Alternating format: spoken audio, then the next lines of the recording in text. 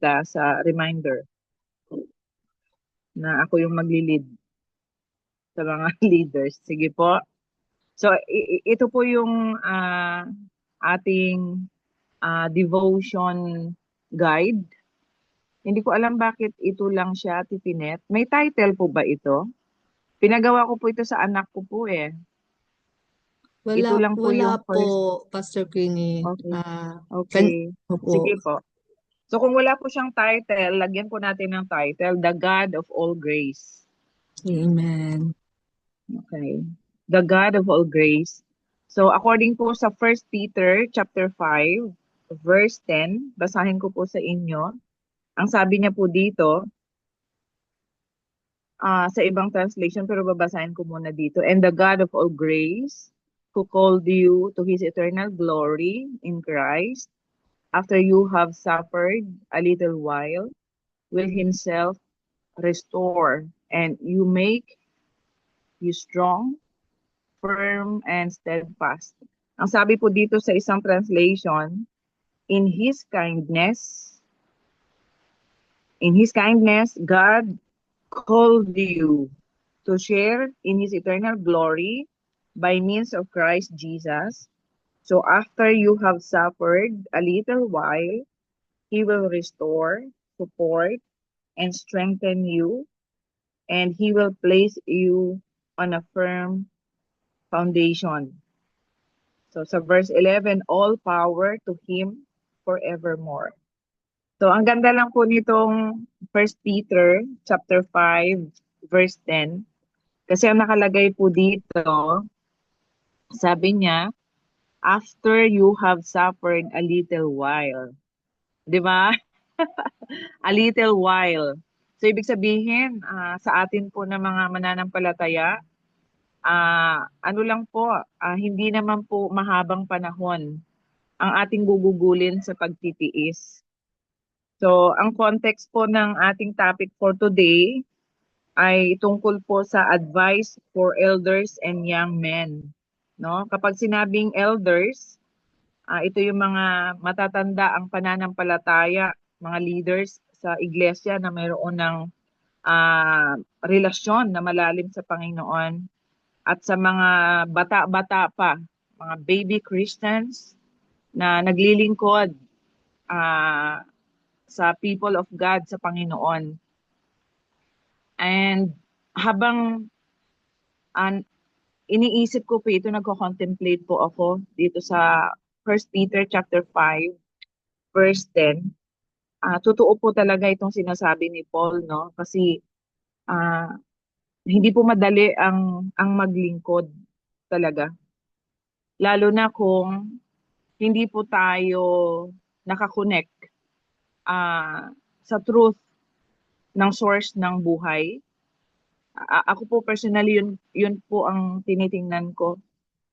Yun po yung gasolina ko ba kung bakit naaagwanta ko ang mag-yes sa Panginoon.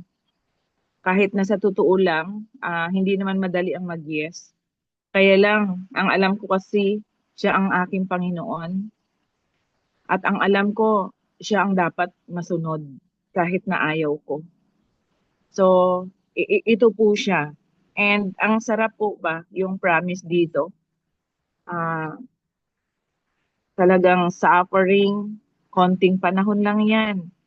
And then the Lord will restore us, no? Talagang isusustain niya tayo at sa ibang translation talagang may reward. Talagang masarap sa pakiramdam kapag ito po yung ating nakikita sa ating paglilingkod. So next slide po, Ate Pineth. Salamat po. Ang sabi po dito, before we can establish a new and deeper relationship with Christ, we must first acquire enough intellectual light to satisfy our mind that we have been given the right to stand in this new relationship. Even the shadow of a doubt here will destroy our confidence. Then, having seen the light, we must advance. Nakita niyo po yan? Talagang bago po talaga mabuo, no? Bago po tumubo yung ating tawag dito, ah, todo, apoy para sa paglilingkod na ito yung ating passion. Talagang sabi dito, kailangan nating maging malalim sa ating relasyon sa Panginoon. Tapos ito, we must first acquire enough intellectual light to satisfy our mind that we have been given to the right to stand in this new relationship. So ano pong sabi dito, enough, kailangan nating i-acquire yung enough intellectual light. And that light na makapagsasatisfy lang sa atin ay ang Panginoong Hesukristo, yung kaliwanagan, no? Ng kanyang naging desisyon ng ating Panginoon na naging tao siya in Christ Jesus so that maiparana sa atin ang tunay na pagpapatawad, buhay na walang hanggan at kaligtasan. So ito yung uri ng kaalaman na dapat nating maintindihan. Isang uri ng liwanag na malinaw pa, maliwanag pa sa buwan na dapat nating ilagay sa ating kaisipan talaga. Kasi totoo naman ano po, kung naiintindihan natin at sobrang na-acquire natin kung ano yung ginawa ng Panginoon para sa atin, yun talaga yung truth na yun yung maglilid sa atin sa isang authentic right path. Parang double ano, yung talagang malinaw na pathway para sa paglilingkod na ito. So, share ko lang ano po, kakauwi lang namin kagabi nga ni Ate Ruth, sinamahan niya ako. So, tapos na lahat yung mga charge conferences. Tapos, naalala ko si Pastor Joanne noong na-declare po ako na ako yung presiding elder sa Visayas, Mindanao. Kilala po ako ni Pastor Joanne, no? Alam niya yung kahinaan ko, alam niya yung kaguluhan ko, alam niya lahat. So sabi niya kay Pastor Lou, bakit si Pastor Queen yung nilagay mo na na presiding elder sa Visayas, Mindanao, malalayo po yung mga churches doon. Alam kasi ni Pastor Joanne na very weak po ako sa travel. Tapos sabi niya, bakit siya yung ginawa niyang presiding elder? Mayroon namang mas karapat-dapat. And then actually, yun nga nabalitaan ko, no? Talagang nagkaroon ng diskusyon. May mga nagko-question, bakit si Pastor Queenie? Kasi pag tiningnan talaga ako, parang alam niyo yung wala namang maraming experiences, parang kulang pa. So ang sagot ni Pastor Lou, sa kanya ko nakita yung DNA ng Global Methodist Church. Yung ganon ba? And then ako naman, talagang alam niyo yung pananampalatayang parang bata. Dahil may word ang Panginoon noon pa, noong nasa unang denomination, hindi ako nag-atubili to say yes. Dito sa ano na ito, dito sa obligasyon na ito, na hindi naman talaga madali kasi malay-malay ko, hindi ko alam niya. Yun nga ang pagiging admin ko, no? Kumakapkap pa lang. Pero, ito lang talaga pala yung sikreto sa ministry. Na kapag alam mo kung ano yung sangkap ng paglilingkod, magbibigay sa atin ng lakas ng loob, ng tapang, hindi ka talaga parang alam niyo yung walang takot. Naalala ko si Pastor Mina, sabi niya, madali ba yung aking buhay sa ministry? Sabi ni Pastor Mina. Yes, sabi niya kasi kung ano lang yung sinasabi sa akin ng Panginoon, yun lang ginagawa ko. Hindi ako gumagawa ng sarili kong strategy kasi mahirap yun. And exactly, kung ano yung revelation sa akin ni Holy Spirit, kung ano yung lang yung instructions niya sa lugar na pupuntahan ko, sa mga kakausapin ko manggagawa na kagaya ko, yun lang tinatanong ko, yun lang ginagawa ko. Kaya hindi ako ganun ka-stress. No? Tapos iniisip ko pa, oh Lord, Talagang gagawa pa po ako ng report niya kasi blah, blah, blah. So ayaw kong ma-stress. Sabi ni Holy Spirit, o magtanong ka sa mga matatanda sa'yo, like Pastor Dave, anong dapat gawin? So I obeyed. Nagtanong, o wala naman palang maraming gawin kasi sila naman yung gagawa. Amen? Ito yun, sometimes, talagang kapag naunahan tayo ng human strategies, yung masyado tayong advance mag-isip, dito lang talaga nagkakagulo ang paglilingkod sa Panginoon. Yung binibitbit mo na yung glory, yung akala mo ikaw yung may akda ng buhay ng buong mundo. So napakadelikado pala. So yun lang po yung yung password po natin sa paglilingkod.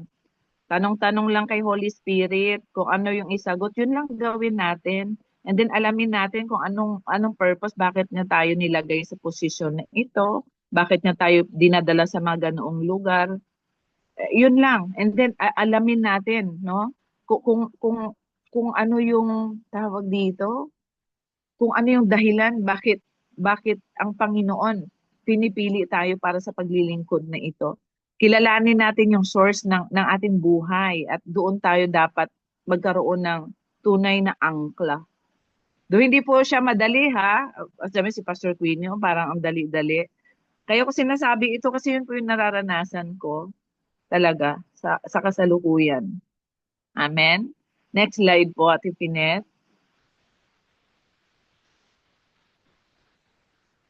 Then sabi dito, we must make our choice, commit to it, and take our rightful place as confidently as a tree is planted in the ground. As a bride, entrust herself to the groom, to the marriage altar, and commitment to Christ must be once and for all, without reservation or reversal.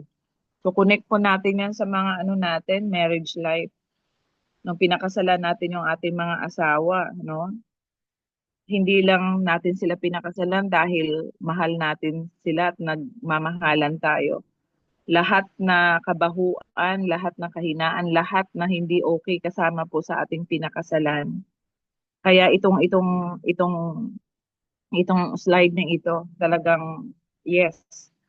The moment we say yes to the Lord, talagang i-commit natin yung buhay natin sa Kanya. Indeed, hindi naman talaga tayo ang gagawa, kundi ang Panginoon, si Holy Spirit, at ah, gagamitin lang tayo sa kung ano yung Kanyang plano talaga.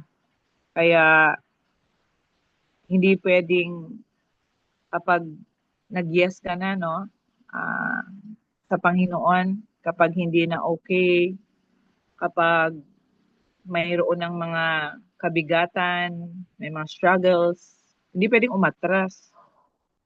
Kasi hindi hallelujah ang ministry na tinanguan po natin. Like Jesus, hanggang kamatayan niya hindi siya umurong. So, ganito po, tayo nais ng Panginoon na ah, magyakap sa katotohanan ng pag-yes sa Kanya. In good times, in bad times, 'di ba? Sabi nga ni Paul, naranasan ko na ang magutom, mabuhay ng marangya, ang muntik ng mamatay, lahat. Pero talagang todo na siya sa Panginoon kasi alam niya ang buhay na mayroong tawag dito, buhay na talagang naka-connect sa suffering man yan, sa glory na mayroon ng Panginoon. Mayroong assurance. Nakita ni Paul yung kasiguraduhan sa buhay, paglilingkod hanggang kamatayan. So, walang atrasan po. Tuloy ang laban. Next slide po. Then, sabi dito, there follows a little of establishing and testing, during which we must stand still until the new relationship becomes so ingrained in us that it becomes a permanent habit It is comparable to a surgeon setting a broken arm by splinting it to keep it from moving. So God too has his spiritual splint. He wants to put on his children to keep them quiet and still until they pass the first stage of faith. So the more na marami tayong mga pinagdadaanan, the more na nakakaranas tayo ng iba't ibang puzzle, no, sa buhay. Talagang pagaling ng pagaling, patibay ng patibay, paganda ng paganda, papogi ng papogi, hanggang sa hindi mo na talaga mararanasan. Yung alam niyo po yung tipong kahit pag tiningnan ng iba parang ang hirap na ng ginagawa nito pero parang napaka-easy lang sa kanya. Na mai-immune ka, no? Talagang tumitibay ka sa iba't ibang pagsubok dahil alam mo na doon ka pinapatibay ng Panginoon. So, yung mga pinagdaanan po natin, iba-iba man ang ating mga pinagdadaanan sa ministry, sa family, sa personal na buhay, lahat yan inalaw ng Panginoon for us para mas lalong tumibay. Dahil ang ating future, ang ating kinakaharap, alam niyo po yon, hindi lang ito, kundi marami pa tayong pagdadaanan. Pero ngayon pa lang, yakapin po natin yung seguridad na hanggang pinakadulo ng ating destinasyon sa paglilingkod na ito, sasamahan tayo ng Panginoon. Kaya tayo matibay, hindi dahil sa kung ano yung ating strategies o kinakain or what. Nagiging matibay po tayo because of the Holy Spirit. Yun po yung katotohanan. Dumepende lang po tayo sa Kanya. Regardless, ano man yung outcome, no, ng ating paglilingkod everyday, talagang panghawakan lang po natin na hindi po tayo bibitawan ng Panginoon sa lahat ng sandali ng paglilingkod natin sa Kanya. Next slide po, Ate Pinet. Sometimes that trial will be difficult, but the God of all grace, who called you to his eternal glory in Christ, after you have suffered a little while, will himself restore you and make you strong, firm, and steadfast. So, God of all grace, sobrang punong-puno po ng grasya ang Panginoon. Umaapaw, hindi na uubusan. Talagang punong-puno. So, lahat na kakulangan natin, sa Kanya lang talaga natin pwedeng kunin. At siya lang ang makapagbibigay. So, yun po yung realidad sa buhay paglilingkod natin sa Panginoon. Next slide po, Ate Pinet. So, ang sabi po ni A.B. Simpson, there is a natural law at work in sin and in sickness. And if we just drift along following the flow of our circumstances, we will sink under the power of the tempter. But there is another law of spiritual and physical life in Christ Jesus, to which we can rise and through which we can counterbalance and overcome the natural law that weighs us down. So, alam mo na, nag-enjoy ka na sa alon ng buhay. Naalala ko yung destino ko sa tawag, sa isla, no? Noong nasa kabila pa tayo, nasa UMC pa ako noon. Nung unang sakay ko sa bangka, takot na takot po ako sa alon kasi nagkakasalubong yung mga bangka. Takot na takot ako pero nung dumating yung 3 years, hindi na ako nag-enjoy sa bangka pag hindi malaki ang alon. Alam niyo yun, parang dumating sa point na hindi na ako takot sumakay sa bangka na manipis, na mabilis magpatakbo. May mga ganong bangka kasi sa Dalayap before. Maliit lang yun na bangka na talagang pang racing. So, Tapos sasalubong pa yung malaking bangka, tapos yung alon, no? Yung talagang nagbabounce ka kapag lumulundag yung maliit na bangka. Nag-enjoy na ako sa ganon, na wala yung takot. So same sa sinasabi nitong author na ito, talagang alam mo na i-balanse yung buhay. Alam mo na kung saan mo ilulugar yung sarili mo dito sa mundo habang naglilingkod tayo sa Panginoon.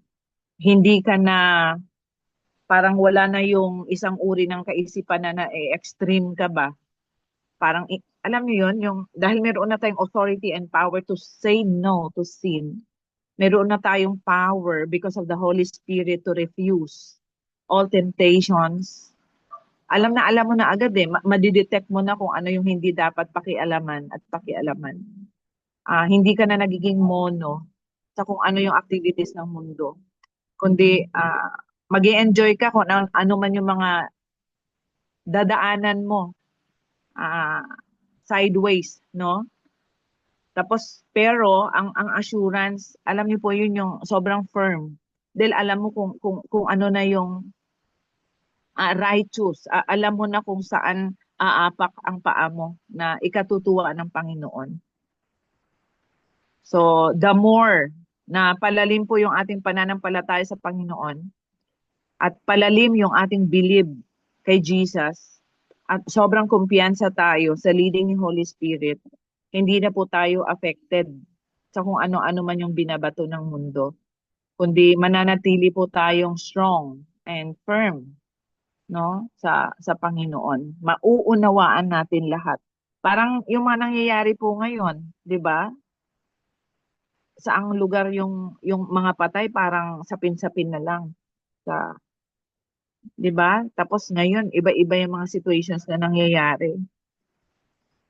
Tapos sabi ko, Lord, matagal nang nakasulat ito sa Bible.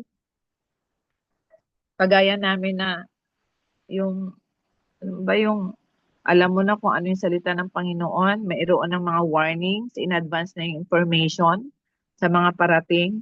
'Di ba? Parang hindi ka na magugulat kundi talagang pasalamatan mo ang Panginoon. Dahil ano man yung mga dumarating na mga sakuna, iba't ibang situations, mayroon na tayong seguridad, assurance sa buhay na walang hanggan. So, yun po. Next slide po, Ate Pinet. Meron pa ba? Sabi po dito, doing this, however, requires a real spiritual energy, a determined purpose, a sure stance, and the habit of faith. It is the same principle as a factory that uses electricity to run its machinery. The switch must be turned on and left in that position. So easy life kasi arok na natin, naintindihan na natin ah, kung ano yung ating tinanguan sa buhay. Kumbaga, kumbaga sa sinasabi nitong slide natin ngayon, talagang ano ka na, kampante ka na. Parang si June, no, yung asawa ko. Dahil alam niyang fix yung makina ng patubig doon sa amin. Pwede niyang iwanan yung makina at umuwi sa amin para kumain, matulog ng konti, na walang nagbabantay doon sa makina. Kumpiyansa. So, sa buhay pananampalataya, sa buhay natin, so ganun din, ah, kumpiyansa lang tayo talaga sa banal na espiritu. Kumpiyansa lang tayo sa Panginoon. Na sa buhay na ito, talagang ipinagkaloob niya na yung mga bagay na magsisilbing, ano tawag dito, parang comfort natin kahit na hindi okay ang panahon. So, kailangan po natin ng spiritual energy. So, ang nutrients niyan, makukuha talaga sa Word at sa tulong ni Holy Spirit for us, no? Para ipaunawa niya ano-ano ang nutrients ng salita ng Panginoon. So, the more na nanonourish po tayo ng nutrients ng kapangyarihan ng salita ng Diyos, wala na. Talagang ano na lang talaga, buhay na hallelujah. Hanggang sa pati yung takot mawawala sa atin. Ano man yung future. No po? So next slide po, Ate Pinet.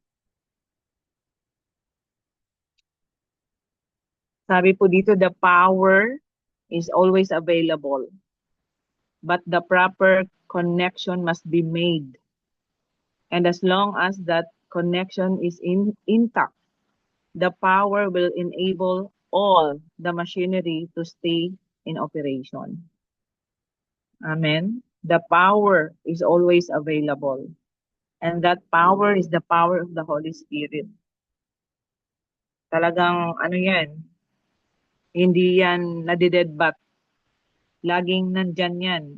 Laging ready to spark. Kapag kailangan natin ng power, talagang kailangan natin ng mga bagay-bagay, lahat. Nandyan siya, laging available. So, ang kailangan lang natin dito, proper connection. Sabi dito, must be made. So, hindi ko alam kung may next slide pa, pero Ate Pinet, meron pa po ba? Ito yung last. Meron pa. Yan. So, sabi po dito, there is a spiritual law of choosing, believing, abiding, and remaining steadfast in our walk with God. This law is essential to the working of the Holy Spirit in our sanctification and in our healing from days of heaven upon earth. Yun. So ulitin ko po, sabi niya, there is a spiritual law of choosing, believing, abiding, and remaining steadfast in our walk with God. This law is essential to the working of the Holy Spirit in our sanctification and in our healing from days of heaven upon earth. So punong-puno po ng grasya ang Panginoon po. Talaga, sobra. Next slide, Ate Pinet, wala na po. Wala na. Okay. So today, sa atin po lahat, naka-address po itong PowerPoint para sa atin.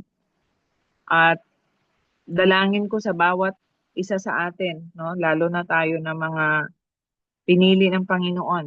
Hindi man tayo kapili-pili, pero pinili tayo ng Panginoon na maging daluyan ng truth sa buhay na ito. Naalala ko po, no, may konting oras pa. Noong galing po kami kasi ng Bacolod ni Ate Ruth, mayroon kaming layover sa Cebu. Almost 7 hours. So anong gagawin namin? Nang ganun kahaba. So ginawa namin una, kumain kami sa Shakey's. Kain kami ng Ate Ruth, tapos kung ano yung mga dapat namin ayusin, kausapin, i-chat, i-fix. Habang kumakain, ginagawa namin. So noong palabas na kami, ang instruction ni Holy Spirit, magbigay ng power card. So, sumunod naman talaga ako. O nga, Ate Babes. Sumunod po ako, ganun ako sa kamasunurin. So, yung una kong binigyan, yung malapit sa akin. So, nakangiti. Ang pangalawa kong binigyan, siguro yung manager na may experience sa isang foreigner na talagang namuloy ang mukha niya na disappoint. Kasi mukhang sinusumbong ba siya. Parang hindi, para dun sa foreigner, hindi okay yung kanyang service. Parang ganon. So, binigyan ko siya ng word. Nakayuko siya, may inaayos siya, and then may kausap siya eh. Sabi ko, sir, this is the word of the Lord for you today. So, kinuha niya naman. Tapos, sabi ko, pwede pong pakibasa. Tapos, nung binasa niya, ang nakalagay doon, sa mga oras na yon, kino-comfort siya ni Holy Spirit. Tapos, nung binabasa niya yon, namula yung kanyang mukha, tapos ngumiti. Kasi saktong-sakto sa situation niya kasi hindi siya okay emotionally that time. Tapos pumunta ako doon sa mga nagsiserve doon sa loob. Sabi ko, ilan po kayo lahat dyan? So, ganito po. So, ito yung word ni Lord sa inyo, sabi ko. So, dinistribute yung power card. Tapos habang paalis kami ni Ate Ruth, tinitingnan ko sila, umiba talaga yung mga mukha nila, masaya, ngumingiti habang binabasa yung mga words from the Lord. So same sa eroplano. Lahat na madadaanan ko, lahat crew, flight attendant, even yung last na airplane namin, pauwi na kami ng Davao, dahil binuksan nung kapitan yung kanyang pinto. Nung lumapit ako, sabi ko, Captain, thank you. This is the word of the Lord for you. So pinapasok niya pa ako doon kung saan siya nakaupo pag nagda-drive ng airplane, no? So, binigay ko yung word, tapos binasa niya. Pati yung kanyang partner. Alam niyo yung ngiti na ganun? Tapos, kahit gwardiya, lahat na madadaanan ko, ano? Kaya sabi ko, ito yung strategy. Kasi hindi mo naman pwede po ba kayo mag-stop muna para ipag-pray ko po kayo? Hindi pwedeng ganon. Kasi mabilis yung facing, no? Iba-iba yung situation. So, yun yung kaparaanan ko na binigay ng Panginoon to bless, no? At magbigay ng pag-asa para sa mga taong pagod na sa buhay. Yung simpleng kaparaanan from the Lord, talaga. Tapos magdudulot ng ngiti sa kanila. Tapos mayroon pa yung pauwi na kami, oh, grabe. Yung AirAsia, no, medyo hindi ko type yung service, pero ganun talaga. Kailangan nilang sumunod sa patakaran. Yung kahit na shoulder bag mo, ititimbangin, yung ganun. Tapos papunta pabalik, may binayaran kami na extra na akala namin wala na kasi sakto naman yung aming hand carry. Tapos alam niyo yun, may katabi kami babaeng na talagang hindi niya alam kung anong gagawin kasi 1.5 hour na lang. Lilipad na yung eroplano niya, hindi pa siya pinagbibigyan dahil sumobra siya ng 15 kilos. Wala na siyang pambayad, extra fee. So, si Holy Spirit talaga, pakialamero talaga. Ang ano lang, nakaka-bless, nilalagay niya lagi sa akin, sa atin, hindi lang sa akin, sa atin lahat na mayroong connection sa Kanya. So, ito na ngayon, nangialam na ako. Bakit po? Ayun na, sasabi na siya, wala na po akong ano, ganito. Tapos bigla siyang umupo sa ano, sa tiles. Umiyak na. Talagang namimilipit na yung katawan niya kasi hindi niya na alam kung anong gagawin. Uy, sabi ko, huwag kang umiyak. Yung ganon yung boses ko ba? Huwag kang umiyak, tumayo ka dyan. Parang paano yung kasi hindi ayaw kong nakikita siya na kawawang kawawa. Tumayo ka, lumapit ka doon. Tanungin mo anong dapat. Lumapit siya, sabi niya wala na po talaga, ayaw po nilang pumayag. O sige, bahala ka. Pag hindi mo yan inano, hindi mo yan inayos, sabi ko, bibili ka ulit ng ticket. Sabi kong ganon, wala ka na ba talaga? Wala na po akong pera kasi, yun nga, talagang umiiyak siya. So anong dapat gawin? Hoy, Ate Ruth, bayaran natin tong ano niya. Wala na po akong cash, no? Hindi ka na pera. Ate Ruth, babayaran natin yung ano niya, 1,400 yung bayaran. Bigyan natin siya ng pambayad. Nagbigay si Ate Ruth ng 1,000. Alam niyo, alam niyo, be sensitive. Sa totoo lang, kasi ang buhay natin, hindi ito nilikha ng Diyos para maging private. Alam niyo ba yon? Be sensitive sa move ni Holy Spirit kasi malay natin, may mga tao pa lang, like yung na-experience namin kahapon. What if hindi namin binigyan, hindi namin inantabayanan? Wala na nga siyang pambayad doon sa exist ng baggage. Bibili pa ulit ng ticket. Tapos alam niyang kanyang story. Namatay yung kapatid niya, hindi kinaya ng nanay, kaya siya umuwi ng Cebu. Tapos wala siyang asawa, hiwalay sila, 6 years na. Imagine niyo yung ganong buhay. Tapos yun lang, no? Kaya totoo, ang buhay, ngayon ko naranasan sa dami ng pinuntahan namin ni Ate Ruth for ilang ano, ang buhay po ano, masaya pala kapag sumusunod ka sa Panginoon. Alam niyo yon yung ginagamit yung buhay mo ng Diyos para maging pagpapala na wala kang reservation, yung hindi ka sayang na sayang kasi nagbayad ka ng 1,000. Doon si Ate Ruth naman nagbayad, no? Hindi ko alam sisingilin niya ako kasi ako nag-utos sa kanya. So ito po, our God is the God of grace, full of grace, na hindi po tayo maubusan. Kaya sikapin natin, no, na huwag tayo mag-stuck sa kung ano yung mga circumstances sa buhay na nagpapabigat kasi ang enemy ang gumagawa niyan. Let us enjoy life because life is so beautiful in Christ Jesus, sa move ni Holy Spirit. Magpagamit lang tayo kasi ang kailangan ng mundo ang Panginoon, ang pag-asa. So, sinong gagawa nun kung hindi tayo kikilos sa tulong ng banal na Espiritu? So, ito po yung challenge sa atin ngayon. Be sensitive kung ano yung move ng Panginoon. Yung mga instructions, wag po tayong magduda, wag natin yung pagdudahan, gawin natin kung ano yung karapat-dapat. At siguradong sa ating pagsunod, may mga pag-asa na mabubuhay. Amen? So this is the word of the Lord para sa atin ngayong hapon. In Jesus' name, amen. Thank you po sa kadaldalan ko, Lord. Thank you po.